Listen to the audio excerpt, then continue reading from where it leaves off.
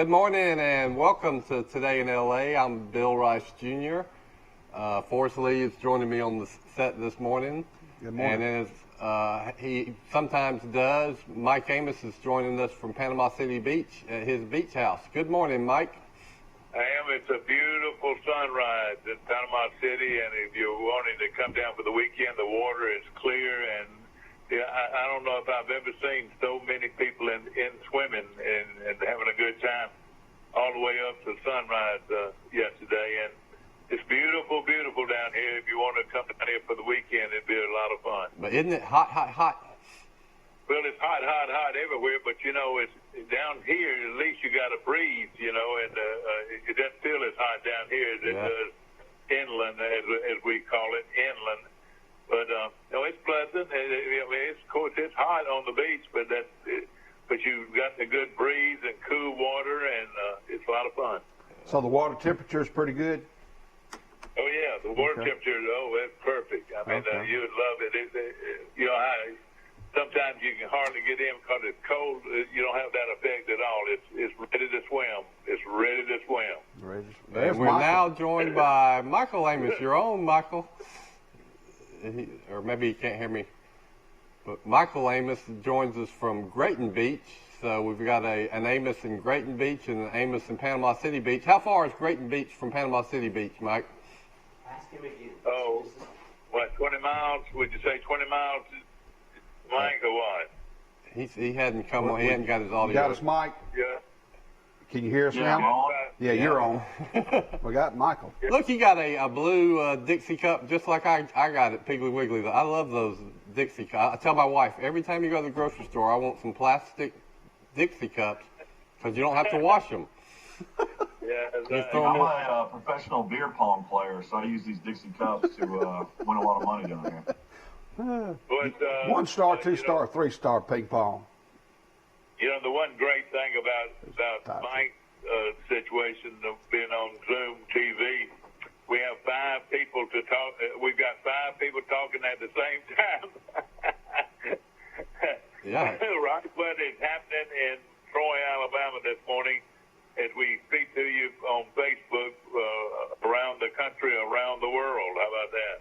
I'm a bad person to ask because when I leave the show, I go home and dive into my research and writing and come up for air about 5:30. So that's why it's great to have Forrest Lee here. I don't know about Troy, but Forrest had some really important news from Mobile that might affect Troy and Pike County. What did you learn? Well, I Forrest? read it on Alabama.com. The superintendent of Mobile schools is Cressel Threadgill. He's originally from Mobile, the Floor High School. He was teaching in Elba, and then David Hams at the middle school got him to come as the assistant principal. Then he moved up to principal. Then later he was the assistant superintendent here. He became superintendent of Elba City Schools. Now he's the superintendent of the largest school system in Alabama, about 53,000 students, about 8,000 employees. God. And he announced they will not start school until the 1st of September, and it will be virtual for 9 weeks. No kids in buildings for 9 weeks, and then they're going to reassess the situation about the upcoming 9 weeks. He wasn't sure how that would affect. And then we speculated off air that with that being one of the biggest school systems in Alabama, it's very possible that other school systems will follow their lead. So, well, he was concerned about the safety of his kids and his staff and his employees. He said it was a hard decision to make, but for the best of his school system and his school children, that's what he has. And what did he say decided. about sports? He said that remains to be. That remains to be seen. All right, now, It's not getting any better. 72,000 cases yesterday. 70 what? 72,000 new cases in America yesterday. 72,000. We're at a peak there. Is that right? Gosh, that is unreal. And another article said that 2,000 cases. these Tuscaloosa and Auburn are going to be hit very hard economically because, if there's a shortage of kids, it's going to nail their Well, we economy. talked about that yesterday. These college towns, and there's a lot of college towns. Troy's a college town, but Gosh, it'd be interesting to know how many college towns there are in Alabama, especially if you include the junior colleges. That's super important to their economy, and if you have 0 of those students on campus, that's devastating. But we always thought there might be a chance that you would have 70% of them on campus. That's up in the air right now, apparently. No question about it. I had a good talk with Johnny Williams yesterday. Of course, Johnny is former Troy athletic director and former assistant athletic director at Alabama, and then of course he worked for ESPN. He runs 2 bowl games for them, so he's right on top of this thing. And there's still a few holdouts, and that one of them is the SEC on what they're going to do. But nobody loves football any more than I do, and I know y'all are the same way.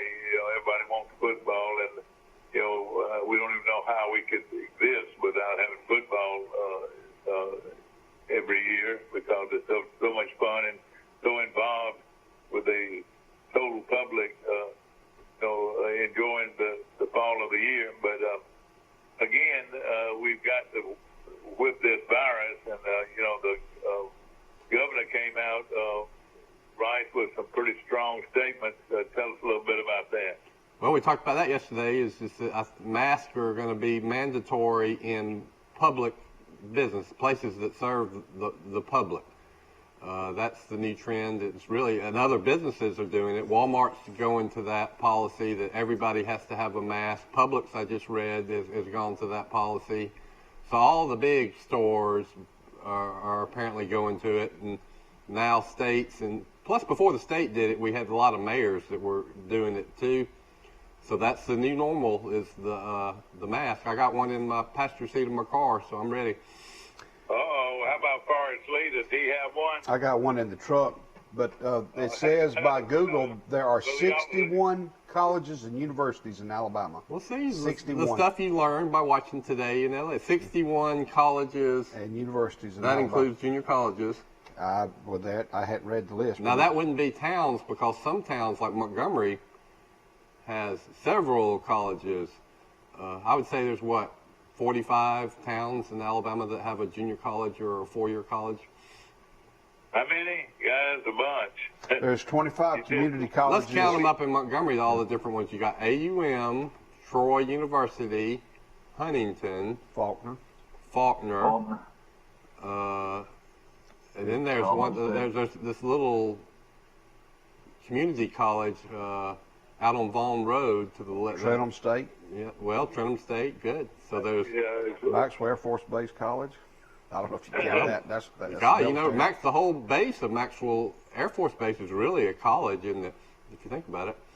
Well, yeah. Of course, what you said right now, there's 61 colleges and junior colleges in the state of Alabama that could be affected by all these things that are going on. Is that right? Yeah, it says there's 25 community colleges in Alabama, too. Now, whether or not that's listed, well, let's do the math. I don't see the list. There's 20,000 fans in a NASCAR race the other night, though, so what's NASCAR know that we don't know? Hey, that's big news right there. So they're letting some people in. Good. Yeah. It's an experiment. Let's see if how that goes. Is what I would say. I mean, everybody's already got it anyway. Might as well just let everybody had it in December, January during football and bowl games last year. So might as well let everybody go. I just remember that's when everybody was sick.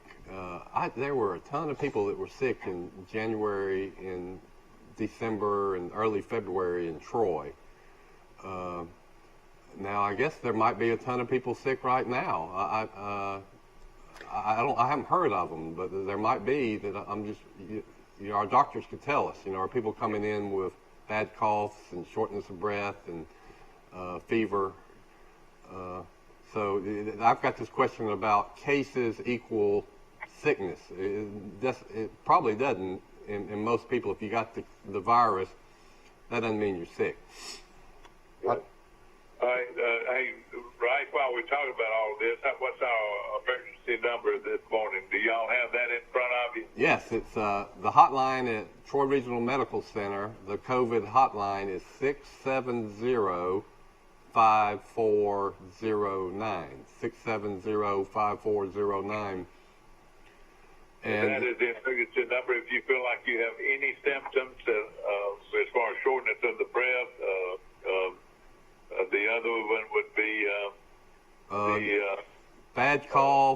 tightness, muscle fatigue, loss of sense of smell, nausea. There's about Headaches is one of them now. there's about 11 symptoms. The fever and the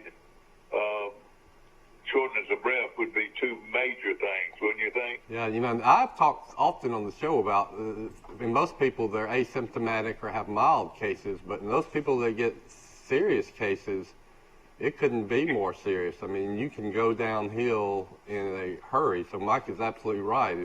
Especially if you're older or have a pre-existing condition and you start to feel shortness of breath and can't walk very far, don't mess around. Go ahead and call the hotline and get to a hospital. Yeah, Miss Alabama has it.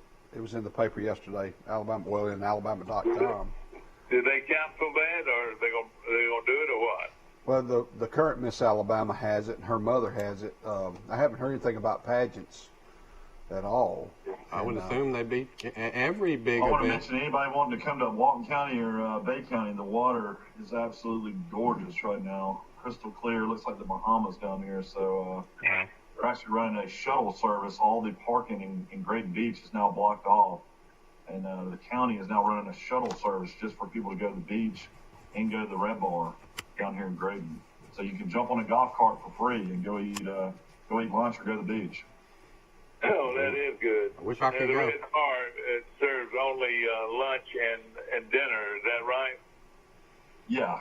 You know what it sounds like is we're not going to have school or might not have school until October. That gives some of us more opportunity to take a vacation to the beach. That's right. That's right. Yeah, it gives us an opportunity to have more and more people down here to give us the virus. It's great. Yeah. They're Right. coming. That's something I wanted to ask you, right? Does that mean teachers stay at home, or do teachers come to class? What do they do? They would stay at home. Yeah. They might Well, have to. everybody would stay at home, even the administrative people. Yeah, the teachers have to huddle up and get a plan to teach all these students online with distance learning and computers. It's a challenge for them to come up with lesson plans and keep these students engaged. Not when you're not in front of them. Let me ask you a big question: does every student have a computer, to work with? No, perfect question. In Mountain Brook they would, but in Troy and Brundage and Goshen, no way, nowhere close. On Chapel. No. Well, how could they do that without the student being able to take a computer home with them? Well, I think earlier they were coming by and getting a paper packet, but that was when it first broke out in the spring. But that's not a. I think the short answer to your not an question answer. is that they can't. They can't. I mean, so you're really reaching, however, the percentage of people that have cable through Troy Cable, we hope, and modems, and then not cable and internet connection, and have a iPad or a laptop or a desktop. At least a laptop. When you say all of them at least need to have a laptop. Is that right? That's right. But these are, probably. What percentage of the people would you say in Troy City schools or Pike County schools qualify for a free or reduced lunch? That's the way they measure That's about poverty. It's about 70 to 80%. So if you got 70% that qualify as poverty that can get the free or reduced lunch, does it follow that they would have, $400 laptop? I don't. And it's not just. We're talking. Most people have more than one kid, right? So you've got a mama and she's got 3 kids that are in school. Do all 3 of them have those laptops so they can work on their different lesson plans at the same time? Well, if they're doing that option of coming every other day to school, or you come 2 days, we're going to clean the school Wednesdays, the other half of the kids come the next 2 days, parents are going to have to adjust who's going to watch the kids at home when they're not in school. And I talked to an instructor at Troy University, like if they have a class of 40, 20 could come to class one day, the next 20 come the next day. Yeah. Or you might be able to zoom in while she's giving that instruction so you're not missing anything at all. So they're trying to figure out what to do at Troy University as an individual instructor. But Troy University coming in Thanksgiving, the rest of it will be virtual after Thanksgiving. You'll do it all online. Yeah. Well, I don't understand why you couldn't still have athletics, though, because you have tons of homeschool kids that are able to play athletics. That's a big thing in Birmingham. Yeah. It's just the area you live in. So if you lived in Mountain Brook and you're homeschooled, if you lived in Vestavia, if you lived in, different parts of town, you can still go and play athletics. The argument for not having athletics, I'm not saying I endorse it or reject it, is, gosh, you're bringing people into close quarters and locker rooms and huddles and lining up 1 inch away from a defensive lineman. That's the perfect breeding ground for a virus. So, the more I think about this, the more I think that it's increasingly becoming unlikely that we even have football or any sports, and band, all the extracurricular activities will be gone too. Okay, let's deal with this first. The most important, of course, everybody's talking about football, but let's do the most important thing first: educating our children. All right, right now, what is the plan? I know the Troy system is in the working on trying to hire a new superintendent. Is that true, Rice? Yes, they've got it down to 4 finalists, I believe, and they've interviewed them. So they really can't do anything until they get their superintendent hired and then set up a program, and whether it be at home or by way of the computer. They're working on it. The acting superintendent and principals are working on it. But it seems to be in flux. I don't think and I think they're looking for guidance from the state superintendent of education. I have read a lot of Facebook posts, and this is half the posts are by parents wondering what's going to happen with school. Yeah, exactly right. Of course, Troy University will also touch on that. So the public school system and of course the private school system out at Pike Liberal and what their plan is, and then we'll get into football and whether we'll have football. And right now, I could live with this football, and I don't want to put main emphasis on it. I want to put it on education. But if they did just play a conference schedule, that would give people like Troy and all the rest of them as a possibility of having a 10-game season. I'd much rather have a 10-game season than not have a season at all. Would y'all agree? Yeah, and I think that they could do it safely. The big colleges can afford to test these kids all the time. So the ones that come up positive, they can separate them. And theoretically, you could play the games in front of nobody. That would seem like a low-risk environment, and it would at least give the kids a chance to play football and give us fans a chance to watch it on something to look forward to on Saturday.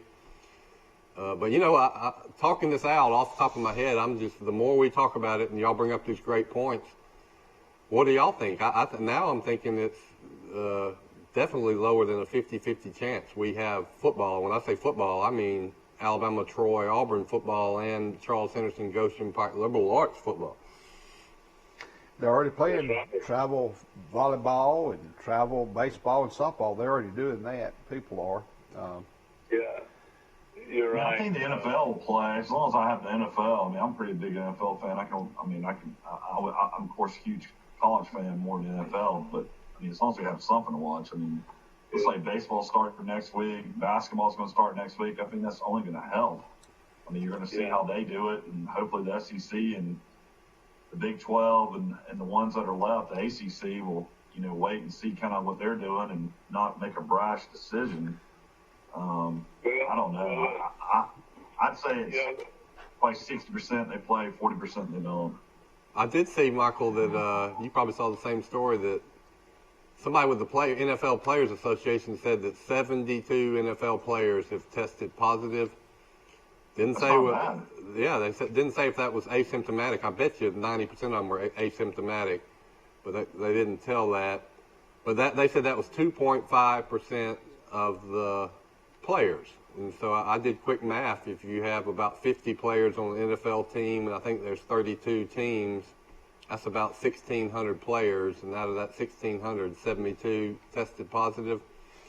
So, You I know, saw our Alabama soon-to-be senator, the great Tommy Tuberville, was at Sunny South, according to Yeah, Facebook, taking yeah. pictures and grabbing a snack yesterday. Yeah. Did y'all see greatness? I no, didn't I'm see glad him. he went to Sunny South, though. Yeah. He went to the right spot. what did he Yeah, do? he was Picking actually up taking his pictures with phone? the people that worked there. I saw him; he was getting gas, Yeah. and I guess getting a snack. And he said he was going for a much-needed vacation. So I assume he's down here near me. He does not need to go to his Florida beach house right now after people have made an issue of him living in Florida. But Oh, Hey, if you're at Sunny South, that's the greatest shortcut ever. I don't know if people ever take it, but you take the back way around Wally Sanders, here, and then you buddy. Oh, eliminate yeah. all that 231 traffic. Yeah. yeah, I don't take it enough. Heading to Elba. Yeah. Didn't you hear? I'm sure everybody in Troy knows that saying, shortcut. What did we do? What was that, Mike? Can't So I'm you sure hear everybody anybody knows that say, shortcut. What did we do? This guy is going back to. I can't hear that. I'm sorry. Yeah, speak up a little Yeah, bit, we can Michael. hear you good, Michael. No, what I'm talking about, I'm being facetious, very facetious, but, you know, it didn't take him but a week to get back to his other home Yeah. in Florida. I don't know. If you got a beach house, why not use it? Yeah. I think what everybody knows, lots of people that have beach houses. So that never bothered me that he had a beach house in No, it Florida. doesn't bother me either, but I mean, he's already headed to the beach. Michael, we have a Charles Henderson High School graduate of 1999 has been named the head basketball coach at Abbeville High School, Jonathan Deveridge. Yeah. And he played Well, I in the tell you what, Final that's a good Four. program. Who were some of his teammates on the Final Four team? Do you remember? I can name them. Drew Felix, Malcolm Battle, Corey King. Yeah, you just named the big ones. Yeah. And Well, was that the team? Now there was a team before then that the Kraken coach that went to the Final Four. Did you know that? Yeah, that's right. That's when Rush was in high school. They sure did. They went to, it was in Tuscaloosa, and they lost at the last second with Tumpka. All they had to do was get the ball inbound. No, that was later. That was in Eddie McCarter's era. Okay. But the basketball program at Charles Henderson, the boys have never won a state championship, but they've had several teams that were close and could have done it. And right now, if anybody wanted to name the top girls program in the state of Alabama, they would have to say Charles Henderson, wouldn't you think? Yeah. How many girls are coming back from that team? Do we know? I think they're losing the guard and one of the inside players. he's going. I to think they'll be More solid. Troy and Jones to Belmont. Yeah.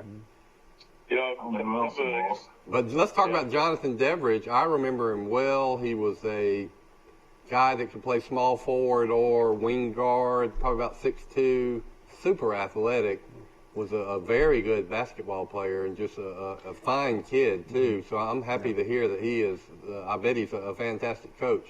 His parents are. and that is a traditional great program at Abbeville. You know, they had one coach that was there for something like 30 years.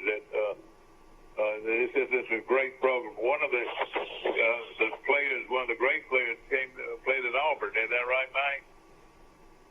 Yeah, Chris Porter. Chris Yeah, Porter, Chris Porter. yeah, he was one of the best in America. That's right, no question about it. You know, back to educating kids, and you know, it'd be great if we could get Coach Thregal to come on the air. You know, Coach Thregal was a very unique coach when he was here, a teacher when he was here at Charles Henderson. He taught running. I mean, he was a running expert. In the art of running, he was one of the best in the country. Wasn't he You the know, cross country or track coach or?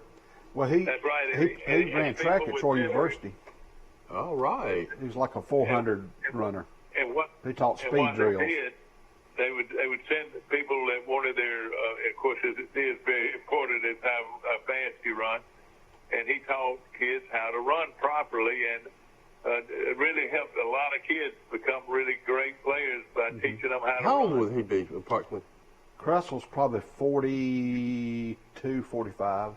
So his track coach at Troy University would have been Coach Lambert or Doc Anderson? Dr. Anderson. Yeah. Doc. But no question about Coach Threadgrove, what an outstanding man he is, and like you said, he's running the biggest school system in Alabama.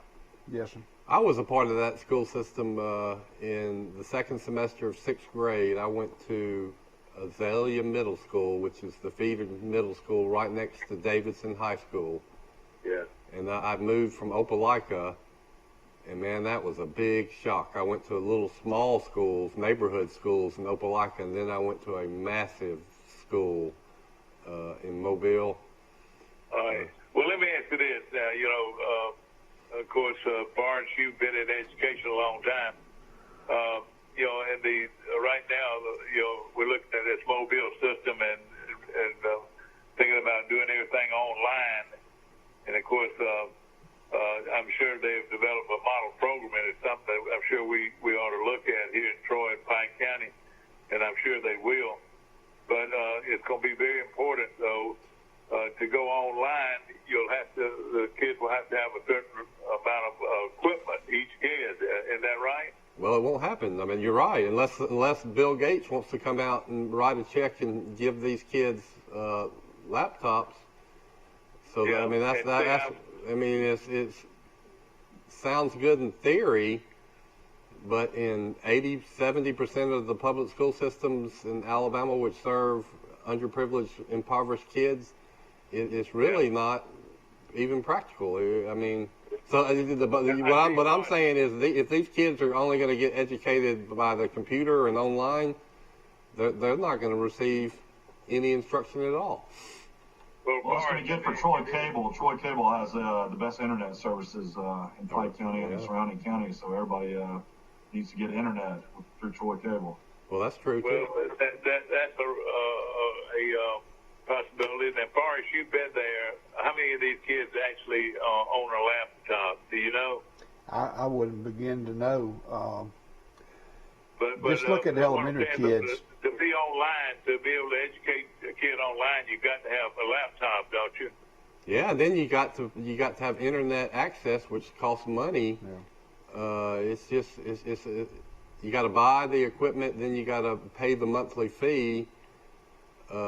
So it's an option for some students, let's say that, but it's not an option for others, which I guess is why they want people at school if they can do it, even if it's 3 days a week. They want people at least coming to school. And something else that's very important. What about outside classrooms? Has that ever been discussed? I know they have a lot of outside classrooms at the new school down here. Is that a possibility? I've read about that. Well, they got access to some of that at Troy Elementary when you're talking about 1,000 kids. On that campus. And something else that's very important for us, now you were educated for a long time, is feeding these kids. A lot of these kids, 2 of the three meals they get a day come from the schools. Is that right? That's correct. And my guess is when they do come to school, it'll all be handed to you. In the past, you'd go through, scoop your eggs, scoop your grits, or pick this up, pick that up. It's all going to be packaged up for you. Here you go. So it won't be as good a food, really, or be sack lunch. I hate to admit this. When I was a kid growing up, and I liked Salisbury steak in the line at Troy City Schools.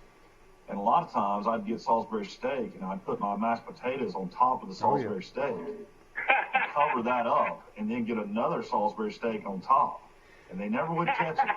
So I got away with that for years. See, that was so you could serve yourself like sisters. But when I was in school, they served you behind the line. The helpers, the kitchen help, actually put the food on your plate for you.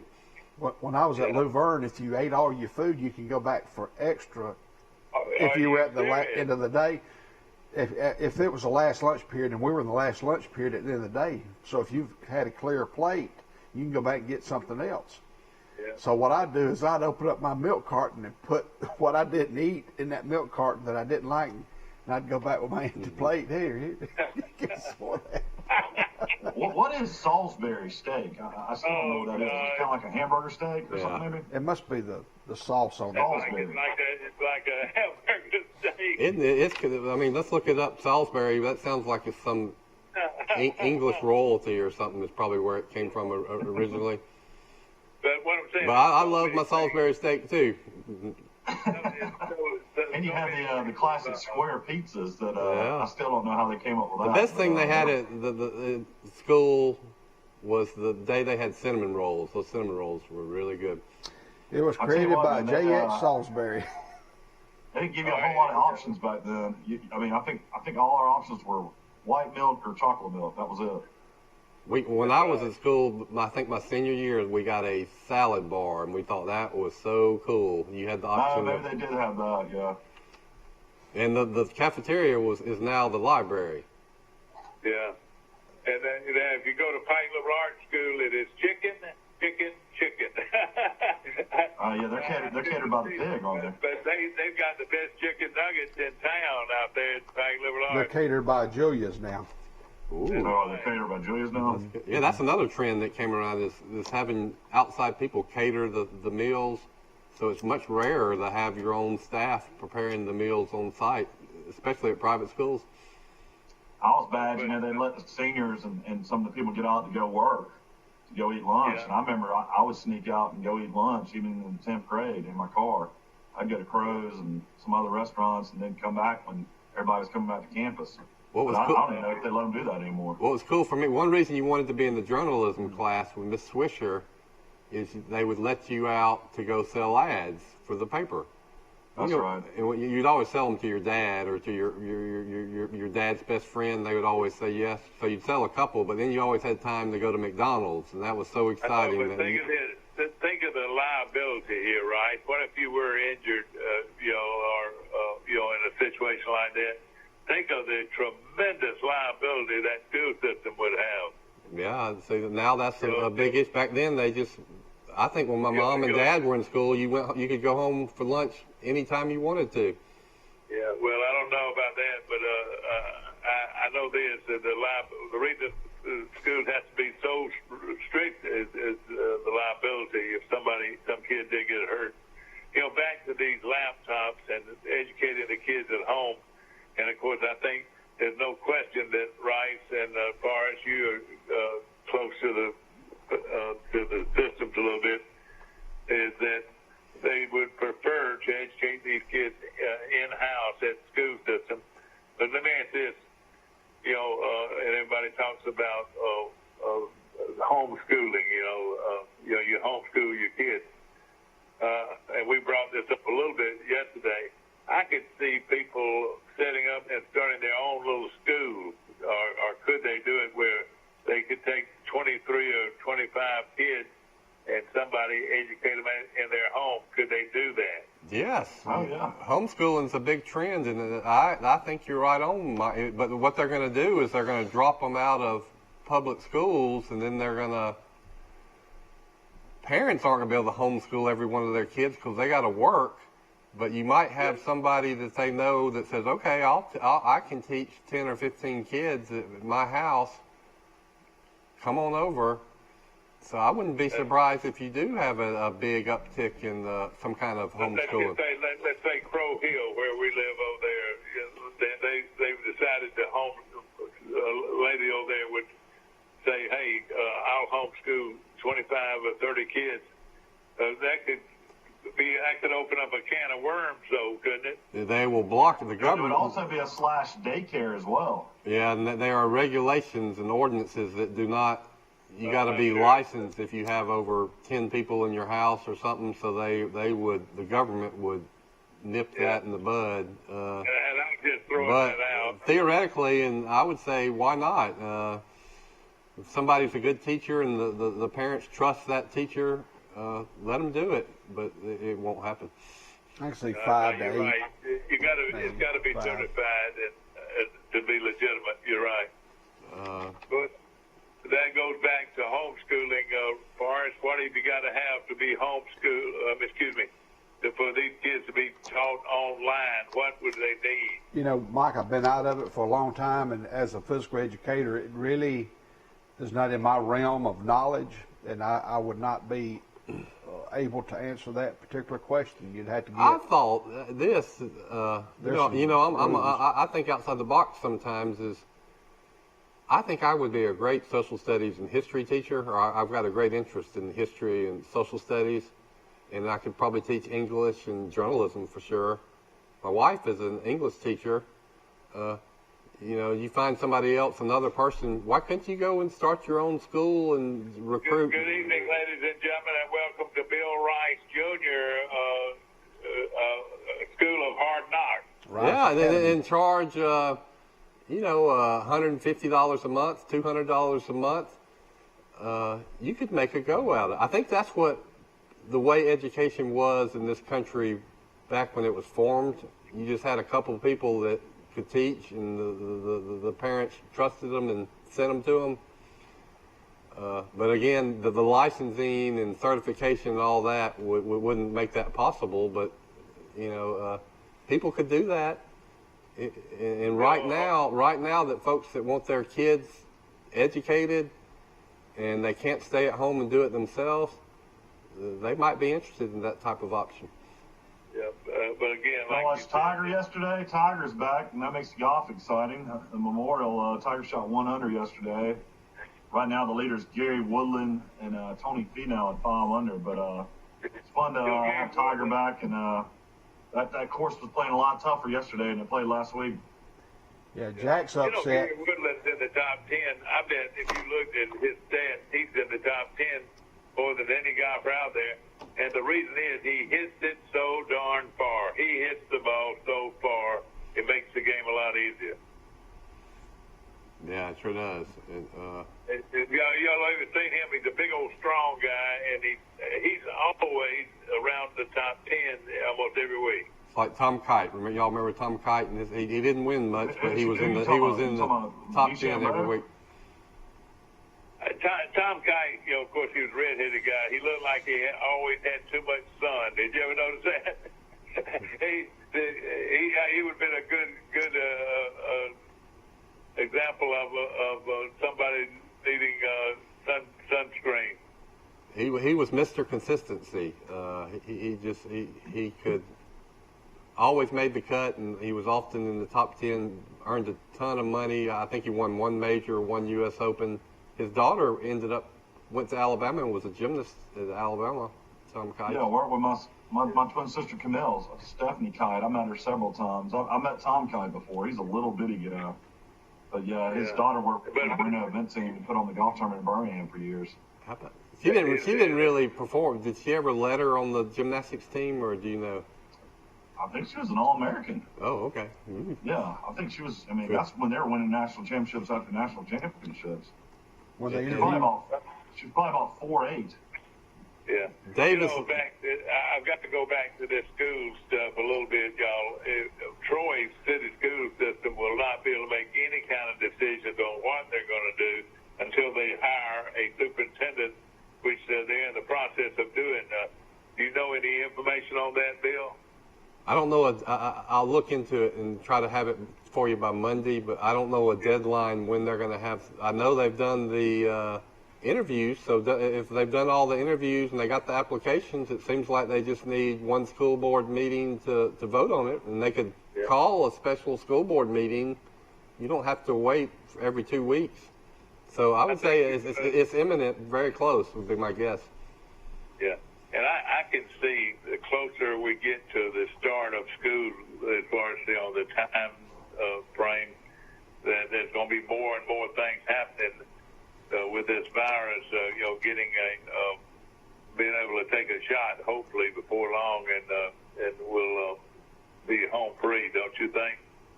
Well, I think that I don't know about home free. There will be a vaccine. Take a shot and you still get the flu. I mean, I think it'll still just be something like that. Yeah, I think so yeah, too. But I tell you what, I was a big advocate on the flu shot. I feel like it helped me every year not have the flu. It'll probably be like that. They'll have a vaccine. Too many people are working on it. Too much money is being spent for them not to have a vaccine. and it'll be like the flu shot that you have to probably take every year. So Big Pharma is getting ready to make a lot of money on the COVID vaccine. Well, UAB, their medical center, their research center, they're one of the leading, I guess, places right now that are trying to, come up with a vaccine. So every scientist actually might happen in the state of Alabama.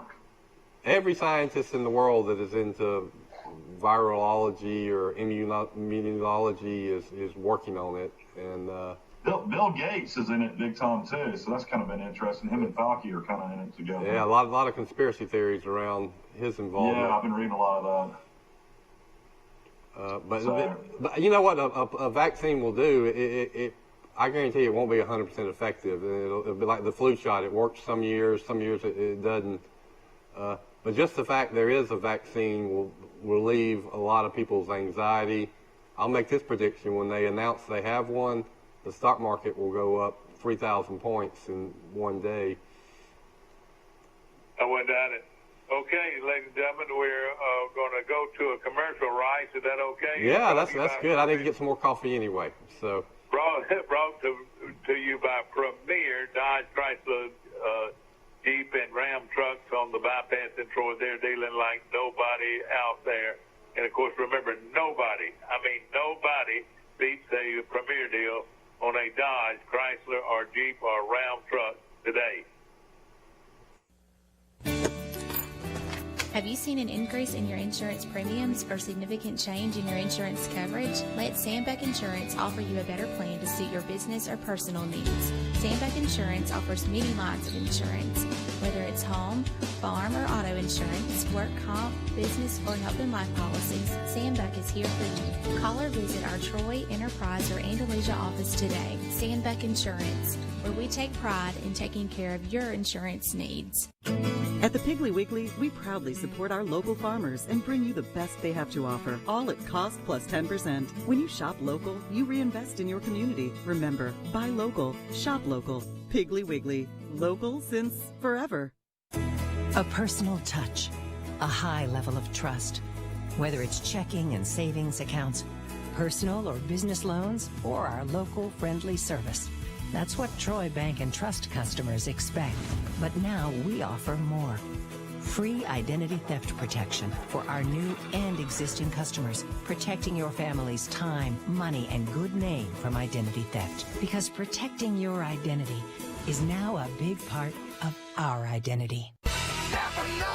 Trojan Auto Parts of Troy, home of Napa Know-How. Stop by and see owners Mike and Melissa Kilcrease and their Napa Know-How team with over 100 years of combined experience. We're the only locally owned parts store in Pike County, and we're fully stocked and ready to serve you.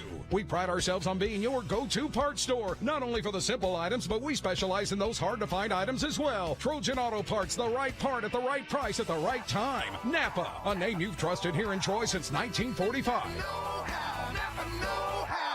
Here at Bill Jackson Chevrolet in Troy, we've been doing business the right way for 31 years. But don't take our word for it. We feel our customers express it the best. Been honest in everything we've discussed with them. When they say Jackson Satisfaction, they really mean it. The Jackson Satisfaction.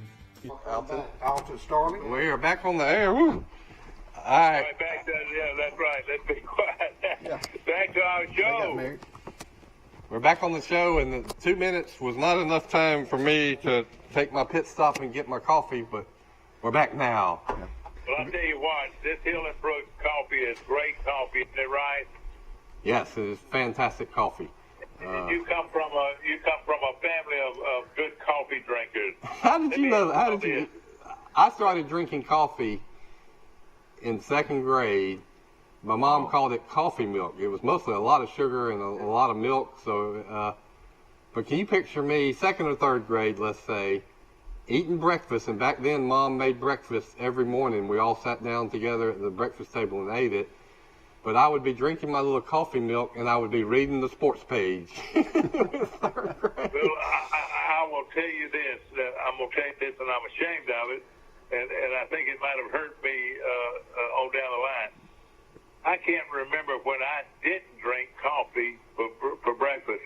In fact, I used to be as irritable as I could be as a first or second grade kid if I didn't have my coffee. My mother would not want to go to school unless I had had my coffee that morning. And it was, like you said, it was coffee with my milk.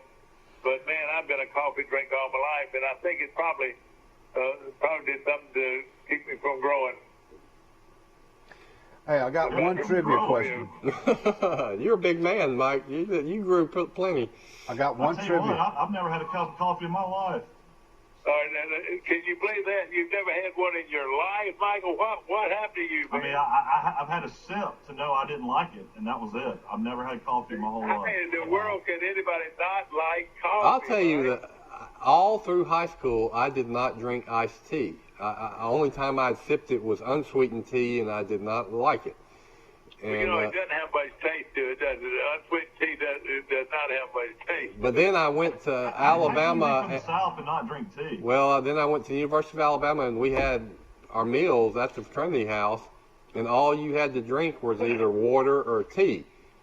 And so then I learned that you could put sugar in it, and you had sweetened tea. So I started drinking tea, and now I just drink it by the gallon, especially sweet tea. There's nothing. So I was missing out all those years not drinking tea. I think people don't realize how good y'all had it in Tuscaloosa with those house mothers and those cooks at those fraternity houses. My two best friends, Neil Green DeSher and Richard Calhoun, one was K, one was SA, and I mean we would go up. I'd wake up in the morning and I could not believe how good the biscuits were and the eggs, and they would make you omelets. Then at lunch, the same thing all over again. Dinner at night.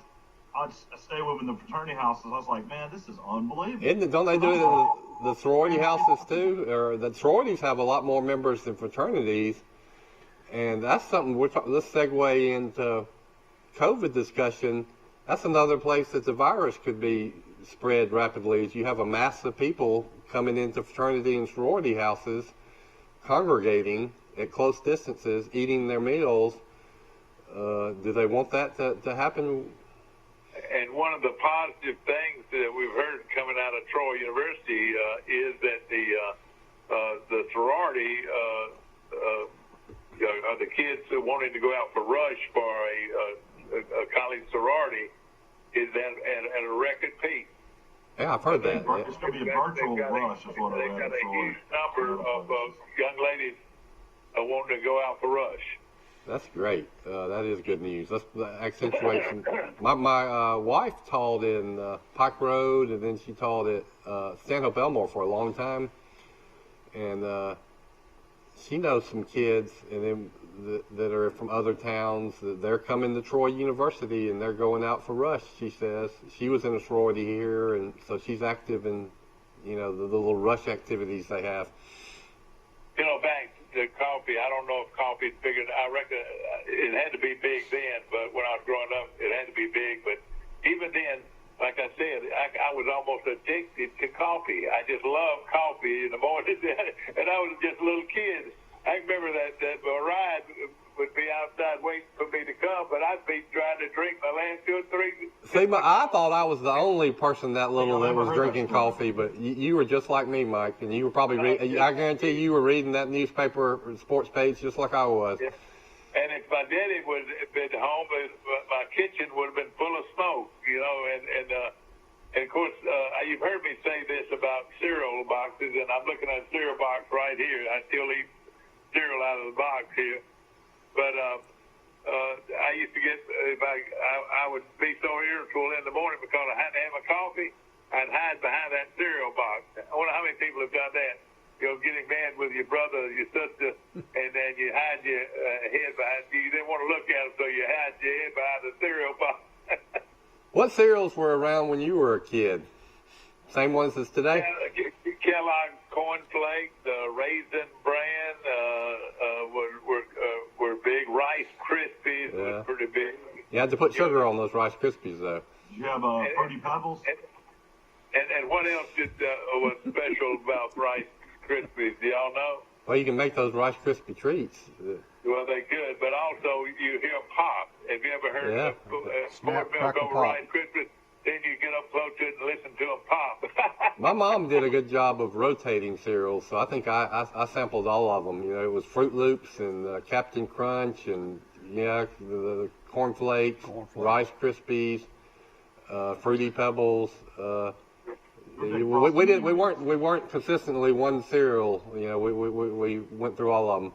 Frosted Flakes were another one I liked, but you had to eat them fast before they got real soggy. Shredded wheat, you know, I love your frosted mini wheats, but shredded wheat was not the biggest thing for kids, but a lot of people ate shredded wheat. What I never ate and still don't like today is Wheaties. I didn't eat Wheaties. Wheaties was the breakfast of champions, though. They always had the picture of the great athletes on the front. What do you think was the first athlete that was ever on a Wheaties box? I don't know the answer. That was Bill Mathias? Was it Bill Mathias? I can look it up on commercial. Well, that's what I was fixing to say, though. If you had never been on the face of Wheaties box, you were not somebody. You know who I remember being on the box of Wheaties from my childhood? Bruce Jenner, the decathlon champion, who is now... Oh, God, isn't that a shame? Yeah. You're right. And, of course, he was my hero, too. Bob Richards, and people will go all the way back. You know, he was the decathlon champion. And he was a guy that had a lot of motivation on speaking and all that. But Bob Richards, I can remember him being on the cover. Was it Bob Mathias or Bob Richards? Bob Richards, Reverend Bob Richards. Okay. The first person was Lou Gehrig in 1934 on the Wheaties box. That's good information. They picked a great one for their first box. Yeah, we all love Lou Gehrig. One of the best sports movies of all time. Wouldn't you agree, Mike? Is Pride of the Yankees? Yep. Yeah, and you know the thing that's so terrible about all that is, you know, Lou Gehrig was a great baseball player. You know, played on the same team with Babe Ruth, and you know, he had the record for the most innings ever played by a major league player. But now we think of, when we hear the word Lou Gehrig, we think of that terrible disease that took his life. And then a shame that you remember a great athlete, a great player, and a great man. You think about that terrible disease. But you also think about the grace and class and courage that he dealt with that disease. You know, it's kind of today. That's probably why we all admire him. Is that we know that. You're exactly right, my friend. In fact, you know, the NCAA has released a statement as far as the guidelines to return for college football. Do y'all want to hear that? Yeah, please. COVID-19 testing, the results will have to be within 72 hours of competition. Daily self-checks for athletes and staff. Masks must be worn on the sidelines by all players and coaches and staff, including players who move from the playing field to the sidelines. Can you imagine coming off the field, you're hot, sweaty, you're tired, you take your helmet off, you got to throw a mask on? Nope, I can't, but go ahead. When possible, indoor training only permissible with good ventilation. Individuals with high-risk exposure must be quarantined for 14 days. So that means, say, Jalen Waddle and Dylan Moses get the virus. That means they would have to go and miss 2 weeks of football. So that's some of the regulations the NCAA is coming out with right now. So I just don't see arguments. Make a chair 6 foot, 6 foot, 6 foot, 6 foot. Put chairs every 6 feet and let them sit down and take a breath. Good night. I can't see those coaches yelling at players with a mask on. I can't see anybody coming off the field, like you say, winded, and then they pop a mask on him. Oh, God. I mean, SEC schools have enough money. I guess they could have one guy designated with masks to give to players when they come off the field. If you need oxygen. But the more I hear, I mean, you really think this is all going to happen? No way. No way we'll have a season doing stuff like this. We're talking ourselves into a conclusion, aren't we? Right here as a group. Mike, I hate to ask you this, but I think it's that important. Will you repeat those again? One more time. Yeah. Your dad asked if you could repeat them again. They're fascinating. Just one more time. I mean, this is what the NCAA. This is what they've come up with.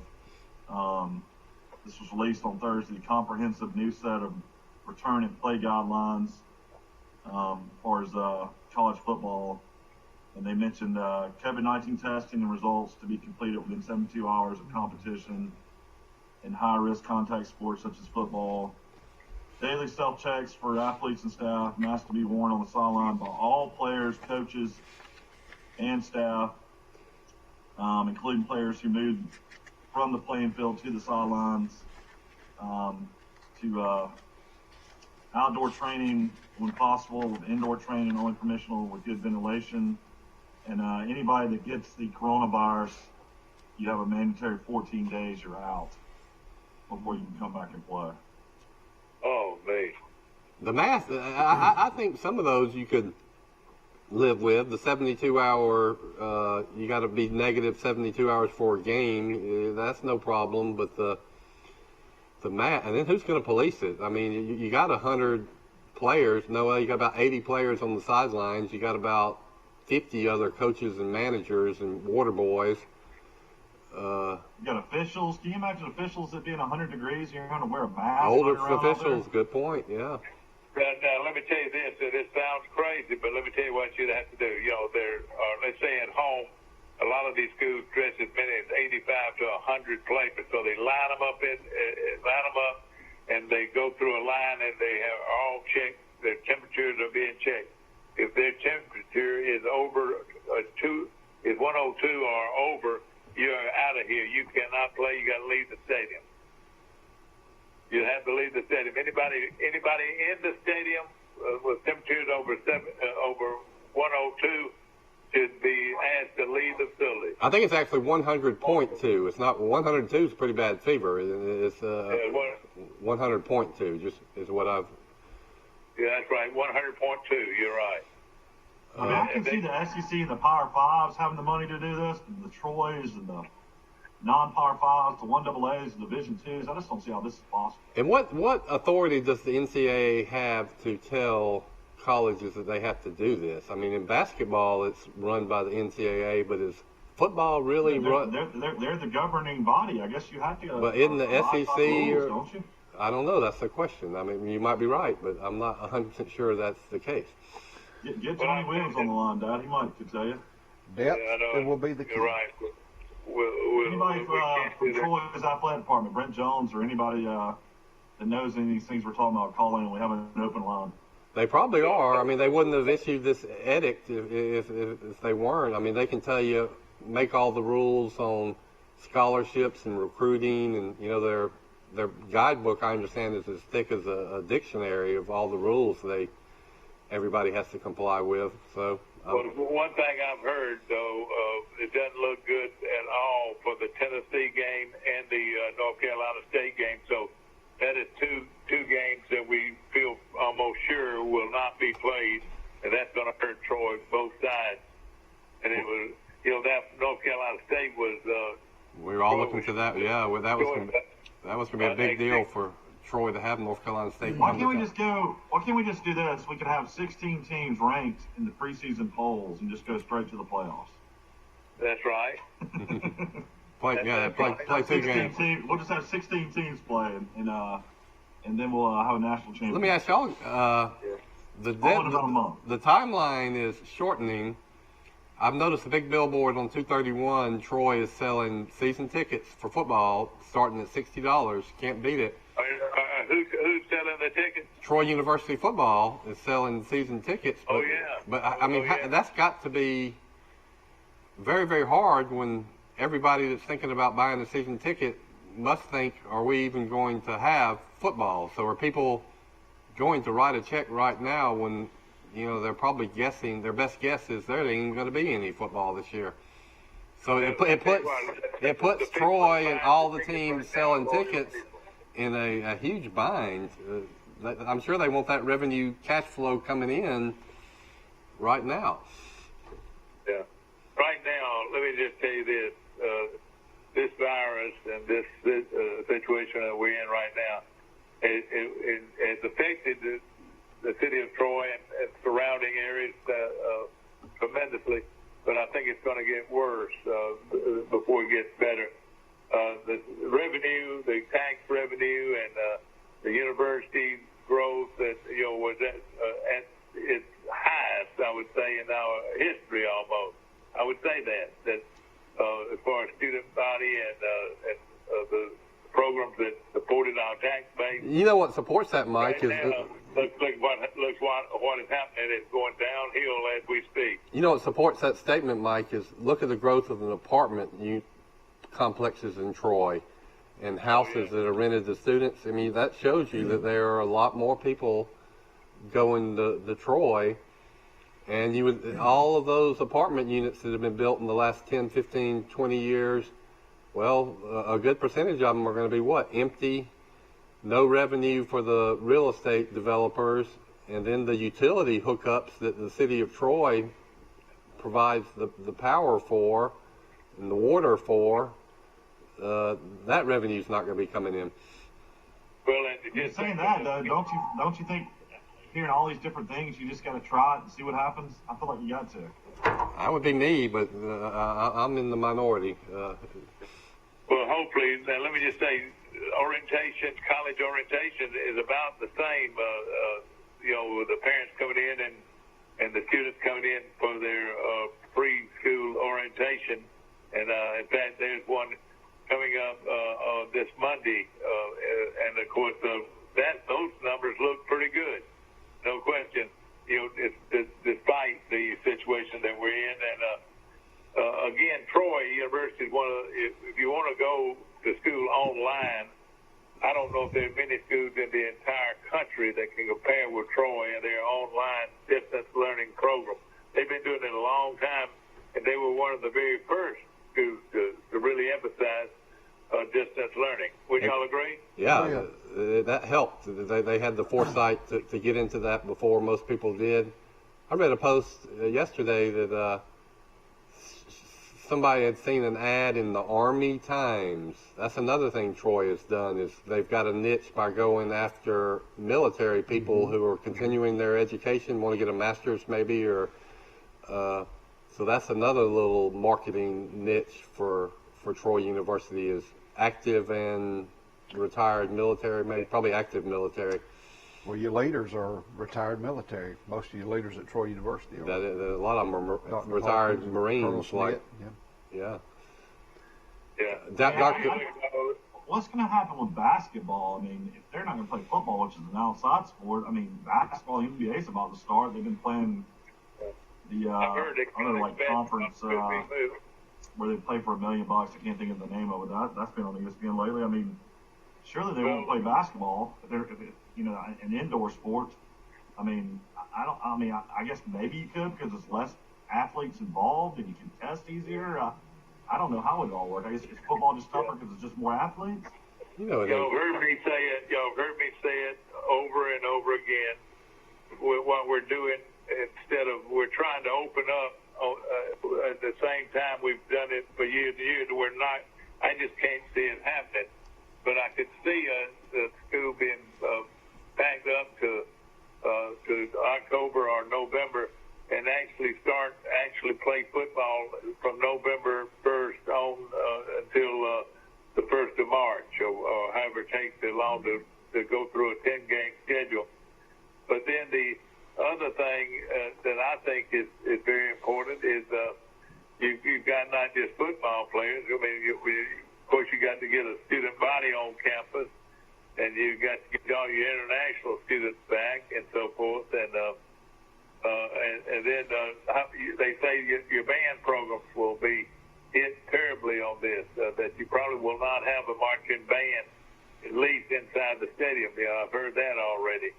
Of course, a lot of these things are happening, and we don't have the full results of any of it yet, but hopefully. What we're talking about, though, is young people, though. Young people, like Rice says numerous times, we're not doctors, but we see the percentages.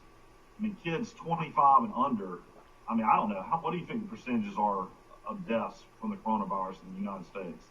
It's 0.000001.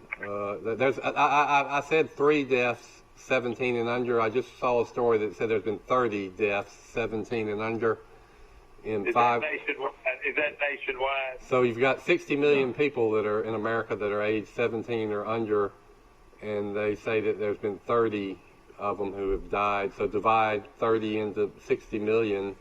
Oh, God. So it's virtually zero. Yeah, I have never heard of one high school athlete, college athlete, or pro athlete who has died from COVID-19. So I can see a sign saying if you're 55 or older, you cannot come into the stadium. Thank you. Yeah, why not? 55, that sounds good. Sorry, Nick. You got a coach from remote location. But the data backs up the fact that this disease is not deadly or risky equally across age groups. It's much riskier really at 70 and older is the huge demarcation point. But it's almost, I mean, it's the odds of dying from COVID if you're 15 to 23 years old are, are just incredibly minute. So when we're having this whole debate about the safety of the kids, my question is, I mean, worst case scenario, you might play the football season as you normally do, and you might have one person die. I doubt you'd even have one person die. But we're jumping through all these hoops to try to prevent something that's not going to happen. So I don't get it. Do you know online, and I've talked to numerous people that educate kids online, and they're not the same teachers that would teach in the classroom. They would actually say, "Well, I teach at Troy University, and I on their online program." Well, as we mentioned, Troy does a great job. I could see very easily starting school online. It's just actually online, maybe all the way up to the first of the year, the first semester of next year. All these presidents come out and said, though, that if they're going to have athletics on campus, that the students were going to have to be in the classrooms. I don't think that will happen. Yeah, everything we're saying is pointing towards no football. So I guess we'll have golf that we can watch, these golf tournaments. And then we can, maybe Mike's been talking about it. Mike Amos has been talking about it from the beginning that, the other possibility is push everything back to October, mid-October, November, and just wait and see. And maybe the numbers will get better and people will start to chill out and relax a little more. Yeah, exactly right. And of course, athletics is not everything. The buildings are there for people to be educated, and that's what has got to work. If they could get high school, that's another reason. Why are they so set on a December 15th or September 1st date? Why don't they wait a little bit, maybe as far as October to start high school and public school education? I could understand that. Couldn't you? Well, that's what they're going to do in Mobile, right? Not the first 9 weeks of online, and then they're going to leave open the possibility that they could do it in October, start going back to school in October. Exactly right. Come on, Pike County Lake, Forrest. Can I go out there today and have a good time and be outside, not wear a mask, and do a little fishing? You can. Bring something to drink. That's cool because it's going to be hot. Hey, something very important. Let's go back to the mask. What if you're caught without a mask at Walmart or they will not let you in the building? Is that right? Right. So without a face mask, you cannot walk in Walmart and shop. Or Publix. Or Publix. Right now, Publix is the same way. I don't know. I don't know if they've started that yet at Publix, but they soon will if they haven't. That's right. You have to wear a mask. How about it? Don't know. That's where I do most of my shopping. So I guess you will soon because the state mandate. That is a public place with more than 10 people. So yes. It's supposed to start yesterday at 5. Isn't that right? All right. Now, what are they going to do if everybody doesn't get the word like we do? We don't. Some folks don't even watch TV. How do they get the word? The Blount County Sheriff said he wasn't going to enforce it or write anybody a ticket in Blount County. He's got bigger fish to fry. I think I've done this several times. I'm not trying to be a smart aleck here, but when have you heard the word smart aleck? Smart aleck. Do you think aleck is the word? Yeah. that might be sounding like a smart aleck here, but numerous times I've been in Walmart when with a face mask on, and I see somebody without a face mask on. I say, Bum, and I point to my face mask. We're gonna have to do that. We're gonna have to acknowledge our face mask to people until they get the message. Let me ask you a question for the board. Do you support banning cash and coins to stop the spread of the virus? The assumption, have y'all noticed me in the show about 3 times I've rubbed my face? People can't help it. They rub their face, and then they've got cash in their wallet, and then they're going to touch that cash, and the virus does get on property and money, so you're spreading that virus to the person you hand that cash to, right?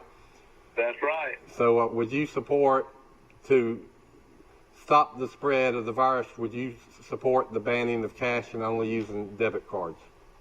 No, I don't. Oh boy, wouldn't that be something? Well, when you swipe your card, hand your card, you're handing it there, and if you swipe it, but you see what I'm saying. But is not the logic the exact same? That you I use the chip. I never give my card to anybody. I just use the chip and put my number in, and then it's approved. But I'm saying making it mandatory that you cannot use cash, just like you made it mandatory that you have to wear a mask, because you're looking out for the safety of your neighbor. There's a lot of people down here that are basically going to card only. But you know what? Well, my question is the government going to do it, and are they going to use that rationale that we are fighting COVID? And the question is, would you say, okay, just in the interest of safety, let's do away with the coins and the $10 bill? Forever? If they did away with Pluto, and I'll say after this is all said and done, the penny is out of here. No more pennies. Well, inflation is almost. I'll tell you something else too that's happened recently. Nobody will take anything over $100 bill. My theory is that the government and the Fed, they want to ban cash. The businesses don't like dealing with it. The banks don't like dealing with it. This is coming, and the COVID has probably pushed up that agenda, and it's given them a. Have you ever heard the expression, never waste a good crisis? The people that want to do this are probably going to push this, and it'll just be interesting to see, for me to see how the public responds to that. Will they say, okay? I don't know. Companies have to pay an extra amount of money on fees for credit cards and debit cards, so I know a lot of people that would, give you a discount actually when you do pay for things in cash. But but y'all, the real money. I know there's a lot of credit cards out there, but the basic cash money is what a lot of people depend on. Is cash money, and I just don't see that ever happening. I hope so. I hope you're right. Yeah. Well, and I think you got to be educated to a little bit to operate with a credit card or. Well, you could do. Most people have them, but then there are plenty of people that do not have checking accounts at banks. So yeah, you're right. They would have to get their money on a, people that are on welfare. They could get a government card that would put money on it for them, and then they could buy all their purchases with their debit card. Another thing that's out there is a lot of these banks want coins. There's a shortage of coins. Have you heard that? Yes, it's all over the internet, and there's been big theories, Mike, about how this happened. And I think it goes back to this conditioning, getting everybody used to this idea that we're going to get rid of cash. Getting rid of, now you just have the $100 bill. And I think in Europe they only have like a $50 bill. Yeah, that's what I was wondering. Yeah. So it's all. The fear would be that once the government and the banks have all your money in one place, they can fine you and tax it any way they want. It would the giving $10 to your grandkid for birthday, or paying the yard boy $20 in cash, saving money in a piggy bank, that would all go away. What's the price of gold right now? Is gold and silver up? Oh, don't get me started. Yes, it's finally going back up, but it should be a lot more. And I would suggest to everybody get at least 5% of your net worth. And gold might be too expensive, but you can afford silver. But yeah, I have a bunch of gold bars. I wonder where can you go and find out how much gold bars are worth? Well, I think the gold is $1,805 an ounce right now, and silver is $19.08 an ounce as of this morning. So, and anyway, silver was $12 an ounce a couple of months ago. So silver has gone up from $12 to $19. That's a huge jump in a couple of months. And what's pushing this is people are worried about inflation and the value of the dollar shrinking as the government prints unlimited amounts of this. They're not even printing it. It's just electric digital money now. So there are huge fears about inflation and the dollar losing its purchasing value. People that are worried about that say, I want real money that will hold its value. And so those people might look at silver or gold. And that's it on that. That would be in silver and gold coins, is that right? That would be the gold. You can't take a gold coin worth $1,900 and buy something at Piggly Wiggly. But you could take a silver dollar or a pre-1965 half dollar. You know, once in America, all the coins had silver in them. They changed that for a reason. But still, a lot of people have those pre-1965 coins, and you can get, that would be, you could trade, people. If I had a silver dollar, I could find somebody, I said, instead of paying you in dollar bills, can I pay you in silver coins? And there are plenty of business people that would jump at that and say, yes, I want silver coins. Oh, boy, we have really opened up a can of worms this morning, ladies and gentlemen. I hope that you're doing well. The weekend looks wonderful here at the beach. In fact, right now, clear water, the sun is out, and everybody's bringing out their chairs and tents and getting ready for a big weekend here in Panama City Beach, Florida. Hopefully that they'll stay away from each other, at least 6 feet away from each other. I see some people doing that, some people not. One trivia question. A lot of people are families too. Mm-hmm. One trivia question for Big Mike. Joe DiMaggio on Today in History. Joe DiMaggio. His 56-game hitting streak was ended. Who were the 2 pitchers, and who did they pitch for? When the streak was broken yes. at 52. Yep. Gosh, this was. What team did he play against? Cleveland Indians. That's correct. What 2 pitchers? Bob Fella. Nope. No, sir. Lefty Gomez. No, sir. Let's see. One was Al, one was Jim. Al. K-Line? Yeah. No. Al Smith and Jim Bagby. I wouldn't have known that. Bagby. I did hear that he got robbed on one. I mean, he had to hit a ball that was almost a hit. They said somebody made a great play. And then after his hitting streak was broke, didn't he go on like another 12-game hitting streak after that? Let me tell you something sadder than all of that. Would you think Joe DiMaggio was famous for his 52-game hitting streak, or would it been being married to Marilyn Monroe? Which would you think he'd be notarized? Both, but Marilyn Monroe for me. But no, that hitting streak is one of the most iconic records in sports. So I'm still going to say the hitting streak. In fact, I think the closest to the hitting streak was Pete Rose. Pete Rose do what? 41, 42? 44, I think. I think it was 44. Yeah, I know he lost that hitting streak to the Braves, and it was who was that pitcher that stopped him? The number 17 that turns his back when he pitched, sidearm pitcher. No, he was the same way. It was Craig McMurtry. But I remember the last out that everybody celebrated, and that rubbed Pete Rose wrong. That they made such a big deal on getting him out. I think it was 40. When I was in Vegas not too long ago, I guess maybe 2 or 3 years ago, Pete Rose was in a sports memorabilia store, and these big casinos have malls attached to them, and it was like a high-end store, and you can go in there and get a picture, shake his hand for $100. He was in there all day long. Pete Rose. And I don't know if he's got fake hair or toupee or whatever, and he wears these ugly caps. And, you know, I was just thinking to myself, I was like, man, you know, and they say he does that every Saturday because he lives in Vegas. And there weren't many people in there wanting to get his autograph. I know that. There wasn't? Yeah. No. The number one. Yeah. That hitting streak, I think, was in 1939, wasn't it? It was the same year that Ted Williams hit 406. So you say, what's the bigger news in that baseball season? Joe DiMaggio hitting 56 games in a row, or Ted Williams hitting over 400?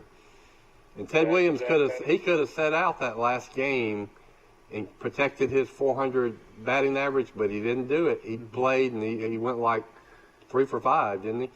A lot of people think he's the greatest hitter of all time, Ted Williams. And, you know, like you said, he was in the armed forces, I think, I want to say 5 years. And he was a pilot, you know, in the Air Force.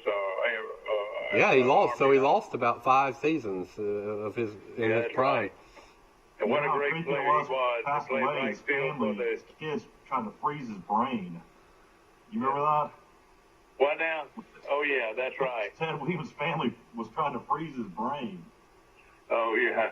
Well, you know, he's the one that had so much stock in Sears Roebuck, you know, and sold a lot of his goods to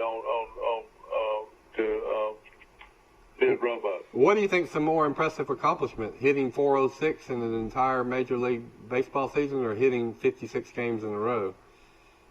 Boy, I tell you what, both of them would be hard. I think you'll see that 52-game hitting streak, maybe the most. That would be something. That would be a good vote right there. Which you think would fall first would be the 406 batting average or the 52-game hitting streak. Of course, Ted Williams hit 406, the last person to hit 400. And then, of course, Joe DiMaggio, 52-game. I thought it was 56. Was it 52? It's 56. It's 56. What is George 56? Brett got around 393. Yeah. Who was the... Tony Gwynn was close one Tony time. Gwynn, and then the Rod Carew also approached it one year. Yeah. Tony Gwynn, Rod Carew, and George Brett were really the only people that had a chance. Did they have over 40 hits, 40 straight hits? No, they were close to getting to 400 on the season. You know, going late into the season, they were close to. The number one tackle in America is going to commit today. So if you hear about anybody hitting 400, hey, they're pretty good whether they play Little League or they play Major League. What did Dave Magadan hit his senior year at Alabama? It was well over 400, wasn't it? Almost 500. Yeah. Wow. Well, I'm gonna bring it closer to home. Mark Smart here in Troy was right at 400 his senior year in high school, meaning college at Troy. The head coach. Right at 400, 2 years in a row. He was right at 400. Wow, that's amazing. Now, Tony Gwynn hit 393. But he was right at it. Yeah. Tony Gwynn, 393. With a Padres. And then look at Rod Carew, and I think George Brett was in the high 380s, and then Rod Carew, I just heard on the end. 388 maybe. Rod What do Carew you remember George Brett for the most? having hemorrhoids in one game. Having what? He had hemorrhoids in one playoff game, and he had to sit out a key playoff game. Oh, God. And the punt. Remember when he had Contar when he hit the home run? Yeah, against the Yankees. Against the Yankees, and they came out and the manager was complaining to the umpire to look at the bat, and Down the tar. Brett almost like destroyed everybody out there. And he went crazy. Went crazy Martin, over that. They were going to throw that bat away because they had too much tar on it. Well, they canceled his home run, or didn't they? They took it away from him. Oh, God. Brett hit 389 one season. No question about it. We're coming up on the 8:30 hour, and of course we appreciate you. Hey, I hit 405 for the season for the Astros when I was 12 years old in Dixie Youth in Troy. Well, I was down there. Hit your machine. But that was not the highest batting average in the league, though. One day I'll give you a list of names of the best little league players I ever saw here in Troy, dating up to say 1965. And quit then. Ladies and gentlemen, we hope you've enjoyed our show. Of course, it's been laid back as usual, and we hit on a lot of topics. Of course, hopefully next week we'll get an educator in here that can answer these questions, and our an administrator that can answer. Hey, these let me questions. mention. We got a couple more minutes, Mike. I mentioned my batting average. I just remember at one time it was over 400. But you know why I remember that? It's because Jimmy Messick was the sports editor of the Messenger, and he actually put the batting averages of every player in the league in the Troy Messenger. Yeah, I remember they used to do that. So, I mean, who does that now? Isn't that cool? Well, I'll tell you, time. the best Little League player I ever saw, especially a hitter, was Jimmy Norman, the owner of Sunny South on the bypass. And I thought so with Jimmy. He had a little accident not too long ago, but I think he's doing well. And that food out there is delicious at Sunny South on the bypass. Their gas prices are very competitive, and their food inside is delicious. And of course, what's your plan for the weekend, Mike? What are you going to do? I'm going to watch Tiger and Phil and Roy and all them play golf, and then I guess we'll get out on the beach a couple days. Usually get down there early in the morning and do that. I am going to watch golf. I'm going to try to do a better job playing with my kids, and I'm going to eat, and I'm going to relax and chill out, and I'll probably do some more research on my stories I'm working on. What about you, Forrest? Well, I'm going to pick some snap beans, cut some grass, work at the lake, work at the golf course in Brundage. Wow. And Tell us about that deal down there in Brundage, Judd. well, you can walk 12 holes for $12. You can rent a cart for $10. Well, tell them that you're going to start working there part-time. Yeah, I'll be working there part-time on Tuesdays, Wednesdays, and Saturdays. And you can walk for $12. You can ride a cart for an additional $10. The greens are beautiful. Public golf course, or is this a private golf course? No, they let the public play there. So if I wanted to play and I'm not a member, People that get carts and walk. I guarantee you, I could not walk 12 holes right now. In this There's about 6 or 8 guys that walk every morning. I mean, walk a lot during the week. I know Les Richburg's one of them. He's retired military with a Alabama Guard, and there's about 5 or 6 that walk each morning together.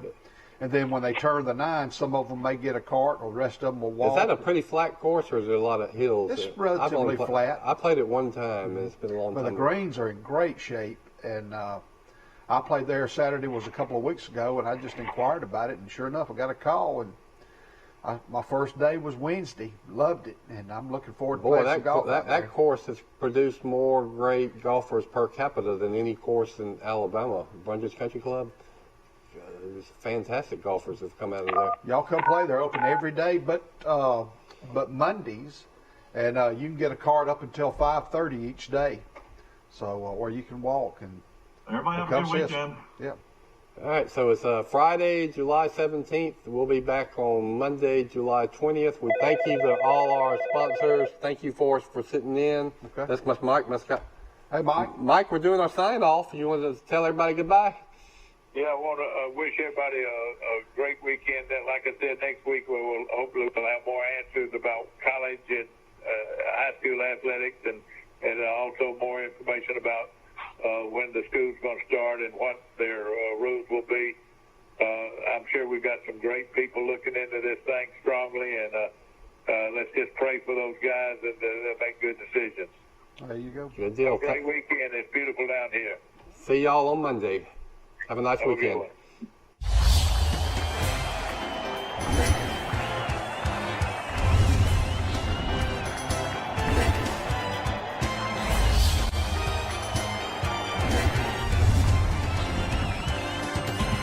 In America, Brockenmeyer, he and his brother are going to commit today either